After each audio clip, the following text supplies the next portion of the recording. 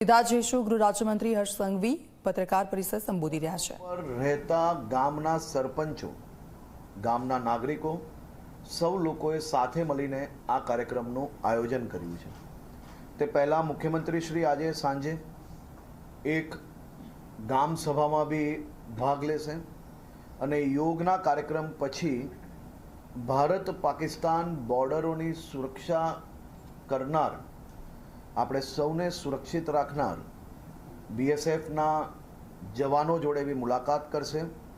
એમની જોડે કાલે સવારે અલ્પાહારનો બી એમનો કાર્યક્રમ છે। આ પ્રકારે વિવિધ કાર્યક્રમને લઈને આજે મુખ્યમંત્રીશ્રીનો બનાસકાંઠાનો પ્રવાસ ગોઠવવામાં આવ્યો છે। સાથે સાથે કાલે કુલ 8 મહાનગરપાલિકાઓ, 32 જિલ્લાઓ, 251 તાલુકાઓ, 20 નગરપાલિકાઓ, કુલ મળીને 312 જેટલા અલગ અલગ સ્થળો પર હજારોની સંખ્યામાં કાર્યક્રમોનું આયોજન કરવામાં આવ્યું છે।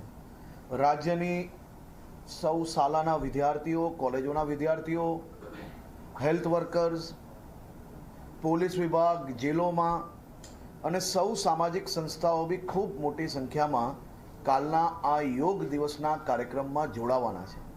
કુલ મળીને હમણાં સુધીના રજિસ્ટ્રેશનના આધારે રાજ્યના સૌ નાગરિકોની સાથે મળીને 1.25 કરોડથી વધારે લોકોનું રજિસ્ટ્રેશન હમણાં સુધી થયું છે અને હજી બી ખૂબ મોટી સંખ્યામાં નોન રજિસ્ટ્રેશન એટલે કે નાના નાના સામાજિક અને સંસ્થાઓ અને સોસાયટીમાં જે કાર્યક્રમોનું આયોજન કર્યું છે તેમાં બી આટલી જ મોટી સંખ્યામાં લોકો જોડાવાના છે।